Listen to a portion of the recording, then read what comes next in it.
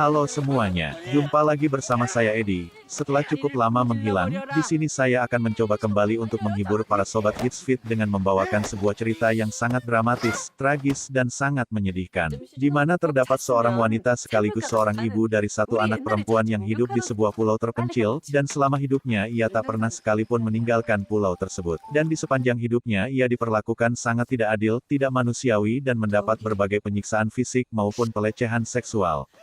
Seperti apa kisah dan akhir dari cerita ini? Namun sebelum saya lanjutkan, tak bosannya saya ucapkan terima kasih yang sudah mampir dan silahkan subscribe, like dan share channel ini.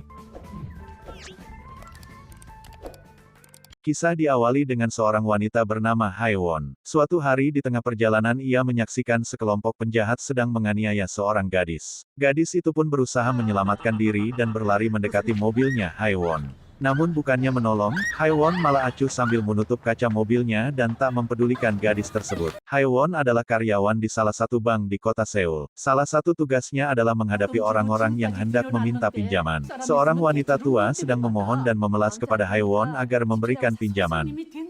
Namun Haewon melayani wanita tersebut dengan nada kasar, bahkan Haewon mengusir wanita tua tersebut. Suatu hari Haewon dipanggil polisi dan diminta untuk memberikan kesaksian. Ternyata gadis yang ia lihat dan menjadi korban penganiayaan mengalami kematian yang sangat mengerikan. Karena rasa takut dan tak ingin terjadi sesuatu terhadap dirinya, ia pun memilih untuk diam dan memberikan pernyataan palsu terhadap polisi. Di luar kantor polisi, ayah korban yang mengetahui akan hal itu menghampiri Haewon dan memohon agar ia mau menjadi saksi dan mengatakan yang sejujurnya terhadap polisi atas apa yang ia lihat. Haewon semakin ketakutan dikarenakan sekelompok penjahat yang mengawasi dari tadi mengintimidasi dan berhasil mengambil kartu nama Haewon. Sesampainya Haewon di kantor tempat ia bekerja, ia melihat teman kerjanya telah memberikan bantuan terhadap wanita tua yang pernah ia tolak pengajuan pinjamannya. Merasa tidak suka dengan sikap teman kerjanya tersebut, ia pun mencela bahkan menuduh teman kerjanya itu dengan kalimat yang tidak sepantasnya. Saat Haewon di kamar mandi pintunya terganjal dengan gagang pel yang membuat pintunya tak bisa dibuka.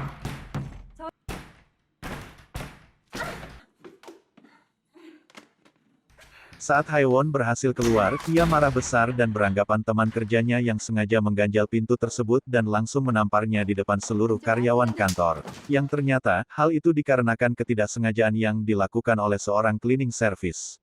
Kejadian itu pun langsung terdengar di telinga manajer bank, dan meminta agar Haewon segera mengambil cuti untuk liburan. Sesampainya di rumah, Haewon diberi surat oleh pengantar pos dan diberitahukan pula bahwa kotak suratnya telah penuh. Surat-surat yang tidak pernah dipedulikan itu ternyata adalah surat dari Boknam. Dan seperti sebelumnya, Haewon tidak membaca isi surat tersebut dan langsung membuangnya di tempat sampah. Boknam adalah teman di masa kecilnya yang tinggal di pulau terpencil bernama Pulau Modo. Setelah berpikir beberapa saat, akhirnya Haewon memutuskan untuk berlibur dan menuju Pulau Modo. Ia menaiki sebuah perahu yang dimiliki oleh seorang laki-laki yang bernama Deoksu.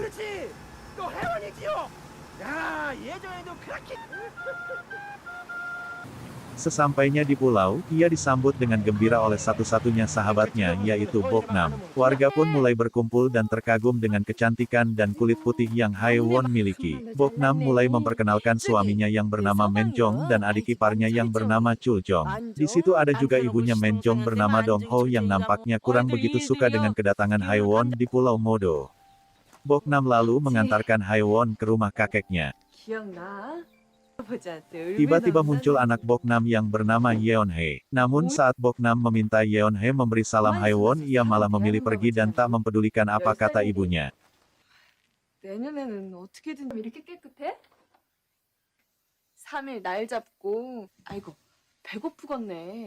Beberapa saat kemudian Haewon tertidur pulas. Boknam membawakan makanan untuk Haewon. Boknam membelai rambut Haewon dan ia begitu bahagia dengan kedatangan sahabat kecilnya itu. Malamnya, Boknam sedang makan bersama dengan suami dan adik iparnya. Menjong berkata bahwa ia akan mengajak Yeonhae pergi untuk memancing. Sesaat kepergian Menjong dan Yeonhae pergi memancing, Chuljong mengendap dan masuk ke rumah Boknam. Dan ternyata Chuljong memanfaatkan keadaan tersebut untuk melampiaskan nafsu bejatnya kepada Boknam. Setelah beberapa saat Menjong dan Yeonhae pulang, Boknam yang menunggu langsung menyambutnya. Menjong langsung masuk ke dalam rumah dan mendapati banyak bececeran dedaunan yang biasa adiknya kunyah. Dan sepertinya Menjong mengetahui apa yang Chuljong lakukan terhadap Boknam istrinya, dan dari sikapnya hal itu nampaknya sudah menjadi hal yang biasa. Boknam mengeluh karena Menjong tak pernah ada hasil dari memancing. Menjong yang tersinggung akan perkataan istrinya langsung menendang Boknam hingga ia pun tersungkur. Keesokan harinya, Menjong sedang memperbaiki sebuah gudang. Terlihat juga Boknam sedang mengaduk semen. Sedangkan ibu-ibu lainnya hanya menyiapkan minuman sambil mengobrol. Setelah selesai, Boknam membawa makanan dan makan bersama Haewon. Boknam mengajak Haewon untuk mandi di kolam untuk mengenang masa kecilnya.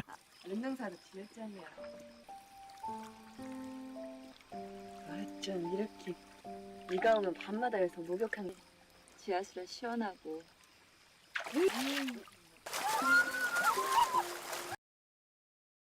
Di lain hari, Haewon yang sedang jalan-jalan untuk melihat sekitar, tiba-tiba dikejutkan dengan kedatangan Chuljong. Chuljong menawarkan kepada Haewon dedaunan yang biasa ia kunyah, namun nampaknya Haewon tidak menyukai rasanya dan memuntahkannya kembali. Chuljong tiba-tiba berjalan mendekati Haewon dengan wajah mesumnya. Haewon pun berjalan mundur dan sebelum hal yang tidak diinginkan terjadi tiba-tiba Yeonhee datang dan membuat Chuljong pergi meninggalkan Haewon bersama Yeonhee. Di sisi lain nampak Boknam sedang makan di teras rumahnya dengan begitu lahapnya. Sementara di dalam rumah terdengar suara wanita yang nampaknya Menjong suaminya sedang bercinta dengan seorang PSK. Tiba-tiba Yeonhee dan Haewon datang selepas bermain. Boknam yang melihat hal itu langsung bergegas menghampiri Haewon dan Yeonhee dan meminta agar keduanya untuk tidak pulang dulu dan menyuruhnya untuk kembali bermain.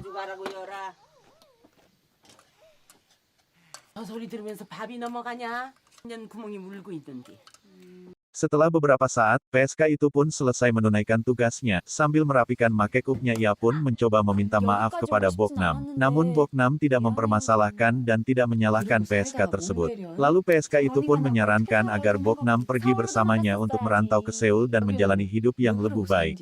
같이 도망갈까? 서울 가서 그래도 애한테는 난 아버지 없이도 잘만 컸구만. 되게 잘도 컸네. Di lain hari, Boknam sedang memanen madu di kebun, suaminya yang sedang santai sambil duduk di tempat teduh meminta agar Boknam menyediakan makanan. Namun Boknam diam saja, dan sontak saja membuat Menjong marah dan melemparkan batu tepat mengenai sarang lebah, sontak saja Boknam berlari.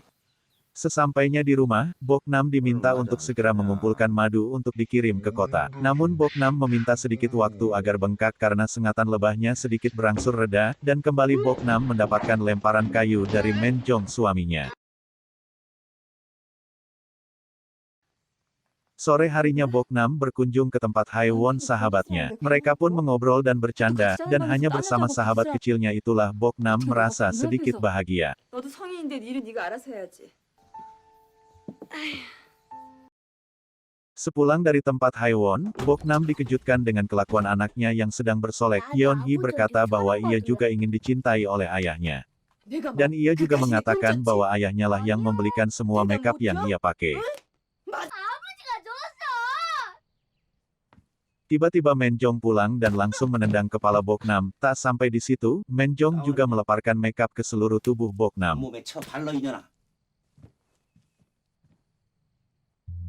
Merasa telah terjadi sesuatu terhadap Yeonhee, Boknam merasa marah. Ia pun keluar dan mengambil senjata tajam, namun sebelum Boknam melakukan hal yang buruk, ia mengurungkan niatnya karena melihat Yeonhee yang masih membutuhkan seorang ayah.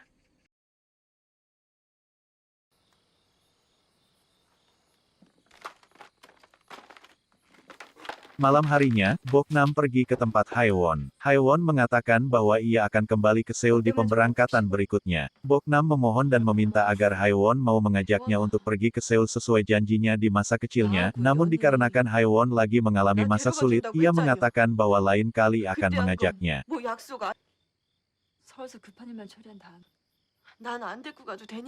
Lalu Boknam meminta kepada Haewon setidaknya ajaklah Yeonhee pergi bersamanya dan ia juga berjanji tak akan meminta pertolongan lagi jika Haewon mau mengajak Yeonhee bersamanya. Boknam juga mengatakan bahwa Yeonhee telah dinodai oleh ayahnya. Hal itu membuat Haewon tak percaya dan menganggap Boknam hanya mengada-ada. Keesokan harinya, Haewon mulai menyelidiki dengan bertanya kepada Yeonhee atas apa yang terjadi dengan Yeonhee dan ayahnya. Namun dari gelagatnya, Yeonhee tersenyum seakan malu-malu untuk mengatakannya. Namun sebelum Haewon bertanya lebih jauh tiba-tiba Dongho atau ibu Menjong datang dan langsung menyuruh Yeonhee untuk pulang. Dongho juga mengatakan kepada Haewon untuk tidak percaya dengan semua yang Boknam katakan kepadanya. Ia juga mengatakan bahwa Yeonhee bukanlah anak kandung dari Menjong. 만종이 친딸이 아니라는 건 알고. 네? 네가 섬 지킬 거 아니면은. Di sisi lain nampak Menjong sedang tertidur, melihat hal itu Boknam mengambil uang yang berada di saku milik Menjong. Lantas ia pun segera menelpon Miran, PSK yang datang beberapa hari yang lalu dan segera mengutarakan rencana dan niatnya untuk pergi meninggalkan Pulau Modo. Keesokan harinya, Boknam mengajak Yeonhee untuk pergi menuju dermaga di mana di sana sudah ada Miran dengan sebuah perahu untuk pergi meninggalkan Pulau Modo. Namun betapa kagetnya Boknam bahwa ternyata perahu yang dia sewa adalah milik Deoksu, di mana Deoksu adalah teman baik Menjong suaminya. Namun Deoksu berhasil meyakinkan Boknam bahwa ia akan mengantarkannya. Boknam pun memberikan uangnya, namun di saat yang bersamaan, ternyata Menjong sudah mengawasi sejak tadi dari atas. Sudah dapat ditebak Deoksu sengaja mengulur waktu karena sebenarnya ia hanya menginginkan uang Boknam tanpa mau menyalakan perahunya.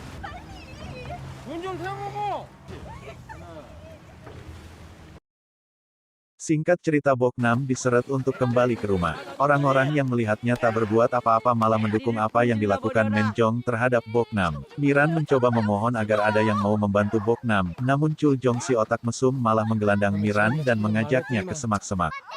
Yeonhee sambil menangis mencoba untuk menghalangi ayahnya agar tak menyakiti ibunya, namun Menjong tak peduli bahkan memukul Yeonhee hingga ia pun jatuh tersungkur. Yeonhee kembali bangun dan menggigit paha ayahnya, Menjong yang sudah dikuasai amarah langsung menjambak rambut Yeonhee dan membantingnya sehingga kepala Yeonhee terkena batu dan berdarah. Boknam yang melihat Yeonhee tak bergerak ia pun segera menghampirinya. Mengetahui bahwa Yeonhee telah tiada, Boknam menangis dan menjerit sejadi-jadinya.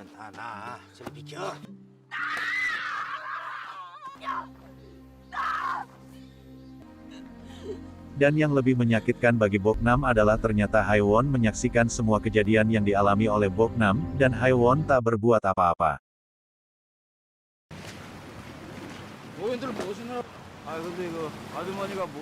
Beberapa saat kemudian polisi pun datang dan mulai menanyakan penyebab kematian Yeonhee. Namun semua warga mengatakan bahwa Yeonhee hanya terpeleset dan jatuh. Polisi pun menanyakan kepada Boknam. Namun saat Boknam mengatakan kejadian yang sebenarnya seluruh warga membantah dan mengatakan bahwa Boknam telah berbohong.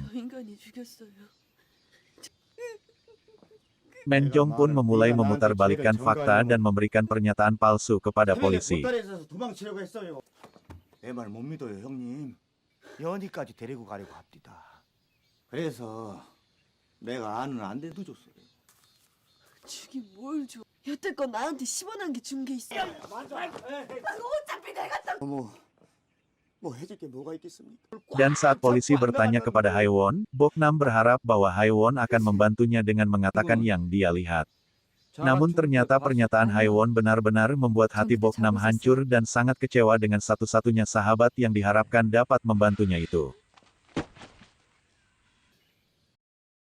Tak ada satupun yang mendukung keterangan Boknam, polisi pun akhirnya pergi dan seluruh warga memberikan oleh-oleh kepada polisi, dan Menjong juga memberikannya amplop sebagai uang tutup mulut dan menutup kasus kepada polisi tersebut. Haewon yang sebelumnya ingin ikut berangkat meninggalkan Pulau Modo bersama polisi ternyata ia datang terlambat dan seluruh warga menyarankan agar polisi tersebut segera berangkat dan tidak perlu menunggu Haewon. Sore harinya, tak seperti biasanya Chuljong memberikan makanan kepada Haewon. Karena lapar dan tak ada yang bisa dimakan akhirnya Haewon memakan makanan yang diberikan Chuljong kepadanya. Melihat Haewon telah tertidur dan tak berdaya dikarenakan makanan yang ia berikan ke Haewon telah dicampur dengan obat tidur, dan hal itu membuat birahi Chuljong yang sudah lama ia pendam tak tertahankan lagi. Namun sebelum Chuljong melangkah lebih jauh tiba-tiba Boknam muncul dengan kayu di tangannya dan mencoba memperingatkan Chuljong. Namun nampaknya Chuljong tak menghiraukan kedatangan Boknam, dan tak disangka Chuljong juga melakukan pelecehan terhadap Boknam. Namun tak disangka Boknam bereaksi dengan spontan memukul kepala Chuljong sehingga membuat Chuljong kaget dan ia pun berlalu pergi. Bok Nam terdiam dan memandangi wajah Haiwon begitu lama dan membuatnya teringat masa indah di waktu kecil bersama sahabatnya itu.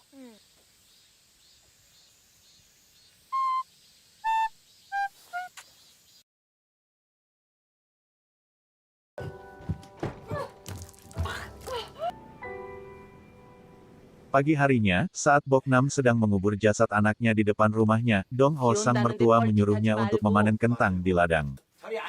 Sedangkan Men Jong akan pergi ke kota untuk menjual madu.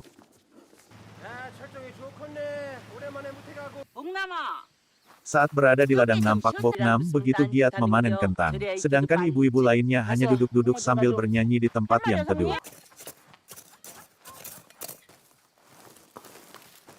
Bok Nam memanen kentang begitu cepat dan sepertinya ada sesuatu yang dipikirkan Bok Nam. Hal itu terlihat jelas di wajahnya bahwa ia memendam amarah yang begitu besar. Entah apa yang dipikirkan Bok Nam, iba-iba ia berdiri dan memandang matahari begitu lama.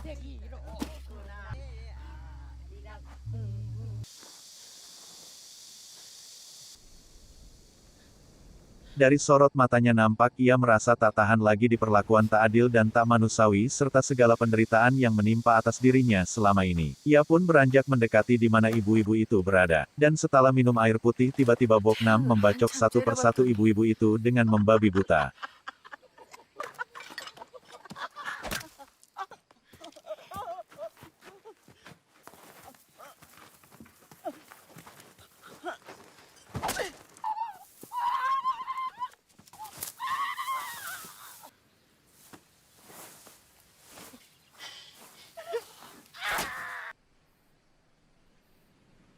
Dong Ho yang melihat dari kejauhan, bahwa semua teman-temannya telah mati, ia pun segera lari untuk menyelamatkan diri.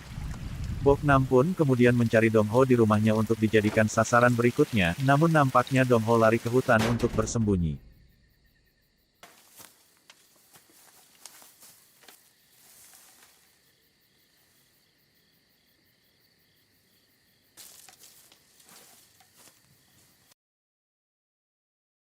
Keesokan harinya, Haiwon kesulitan mencari signal untuk handphone miliknya. Setelah ia periksa ternyata ada masalah dengan pemancarnya dan sepertinya ada yang sengaja memutus kabel pemancar tersebut. Dan disitulah ia bertemu dengan Dong Ho yang dalam kondisi ketakutan setelah semalaman bersembunyi di hutan. Dong Ho menceritakan ke Haiwon agar berhati-hati karena Bok Nam telah menggila. Dan tiba-tiba Bok Nam muncul, dan langsung memukul pipi Haiwon. Dong Ho kembali mencoba melarikan diri, namun kali ini Bok Nam berhasil mengikutinya dari belakang.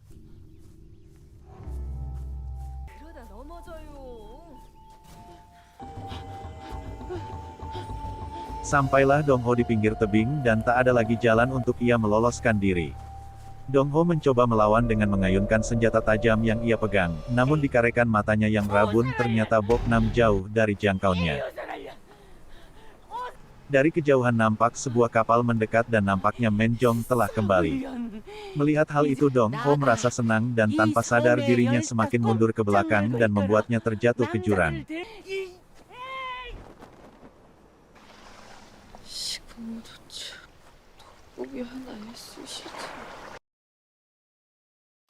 Di sisi lain nampak Chul Jong sedang minum di sumber mata air, tiba-tiba Bok Nam datang menghampirinya. Chul Jong yang selalu berotak mesum langsung memegang bokong Bok Nam. Dan tak pakai lama, Bok Nam langsung menggorok leher Chul Jong hingga putus. Tak disangka Haiwon melihat akan hal itu, ia tak menyangka Bok Nam mampu melakukan hal mengerikan seperti itu, dan ia kembali berlari untuk menyelamatkan diri. Di sisi lain nampak Men Jong dan Deoksu sedang dalam perjalanan menuju rumah, ia merasa aneh karena tak biasanya ladang begitu sepi. Ia beristirahat di sumber mata air untuk minum, namun alangkah kagetnya Deoksu ketika melihat ke atas, di sana terdapat kepala Chul Jong yang sudah tanpa badan tersangkut di cabang pohon. Dan ternyata Bok Nam sudah sedari tadi mengawasi Men Jong dan Deoksu, dan saat Bok Nam secara perlahan ingin mendekati Men Jong, teriakan Haiwon membuat keduanya tersadar akan kehadiran Bok Nam. Dan mereka pun berhasil mengelak meskipun tangan Deoksu terluka terkena sabetan senjata tajam dari Bok Nam dan Men Jong berhasil menendang dan melumpuhkan Bok Nam. Sementara Deoksu kembali ke kapalnya untuk mencari P3K, Menjong menyeret Boknam ke rumah dan menghajar Boknam dengan membabi buta. Saat Boknam sudah tak berdaya, Menjong mengambil pisau dan hendak membunuh Boknam, dan untuk pertama kalinya Haiwon yang sedari tadi hanya melihat Boknam disiksa, ia mencoba menghalangi Menjong. Dan tak hayal bogem mentahnya pun mendarat di pipi Haiwon hingga ia pun terjatuh. Menjong mengarahkan pisau tepat di wajah Boknam. Dan saat itulah Boknam melakukan jilatan erotis yang membuat Menjong lemas, sehingga pisau yang ia genggam pun terjatuh. Dan kesempatan itu tak disia-siakan oleh Boknam, ia menggigit jari Menjong hingga hampir putus. Setelah berhasil melepaskan diri dari gigitan Boknam, Menjong kembali berusaha untuk mengambil kapak, namun di sisi lain, Boknam mengambil pisau menggunakan mulutnya dan segera menusukkan tepat mengenai jantung si Menjong.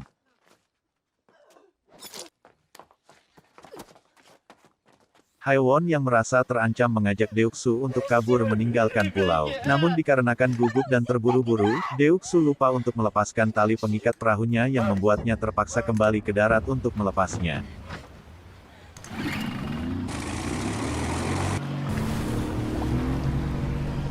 Tak jauh nampak Boknam sudah menyusul dan mendekati Deoksu. Perkelahian Deoksu dan Boknam pun terjadi, dan membuat mereka terjatuh ke laut.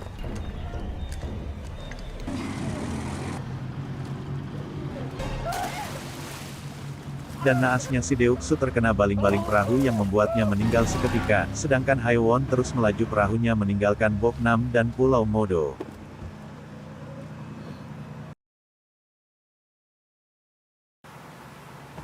Setelah membersihkan diri dan mengganti pakaian, Boknam menaiki perahu untuk pergi ke Seoul. Ini adalah untuk pertama kalinya Boknam meninggalkan Pulau Modo. Sesampainya di dermaga, Boknam merasa takut karena melihat begitu banyak orang. Ia trauma dan takut, karena semua orang yang ia temui di semasa hidupnya adalah orang-orang yang jahat. Namun, anggapan Boknam ternyata salah, bahkan tukang perahu yang mengantar dirinya, memberikan sebagian besar bayarannya secara cuma-cuma kepada Boknam.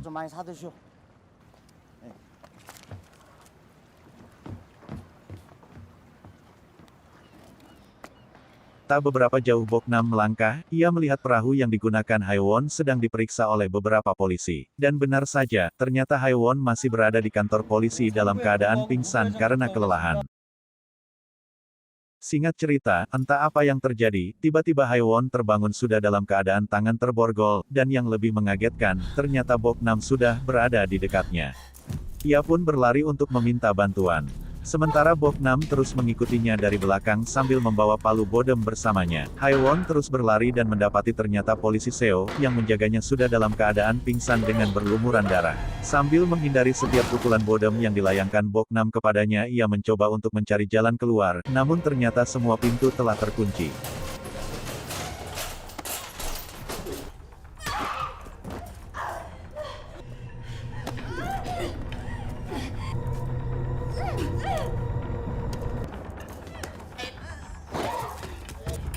Sampai akhirnya, Haiwon masuk ke dalam sel dan menguncinya dari dalam. Boknam pun tak kehilangan akal, ia mendapatkan kunci cadangan dari saku polisi dan tak lupa ia juga mengambil sebuah seruling, lalu meminta agar Haiwon untuk memainkannya.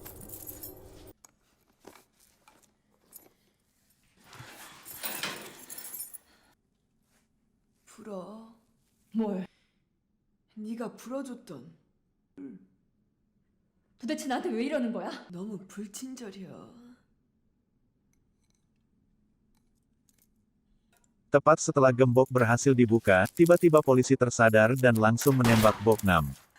Hebatnya, Boknam masih bisa bertahan walaupun beberapa kali terkena tembakan, bahkan ia masih bisa untuk memukulkan bodem kepada polisi hingga dipastikan bahwa polisi itu benar-benar tewas.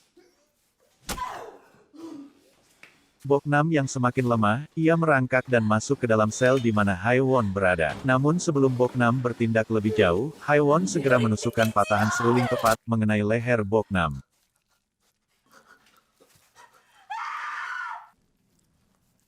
Dalam keadaan sekarat, Boknam masih berusaha untuk merangkak dan menjadikan pangkuan Haiwon untuk pembaringan terakhirnya.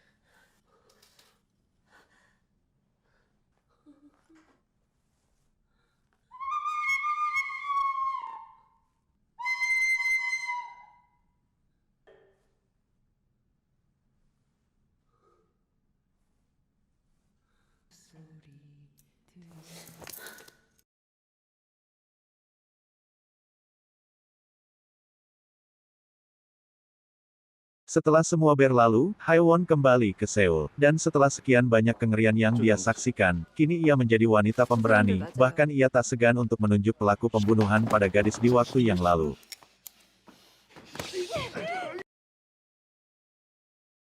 Sesampainya di rumah, Haewon masih teringat dengan semua kejadian yang ada di Pulau Modo. Satu demi satu surat dari Boknam mulai dibukanya. Dan nampak dari tulisannya, Boknam selalu merindukan dan ingin Haewon dapat membantunya. Namun Haewon tak pernah membuka surat itu sebelumnya dan kini semua sudah terlambat. Dan nampak jelas terlihat penyesalan yang begitu mendalam pada Haewon.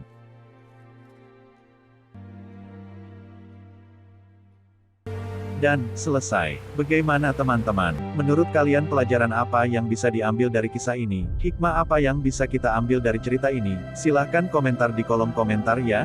Jangan lupa like, subscribe dan share jika channel ini menghibur. Sampai jumpa di kisah berikutnya, tentunya dengan cerita film yang lebih menarik dan tak kalah seru tentunya. Saya Edi undur diri, dan, see you.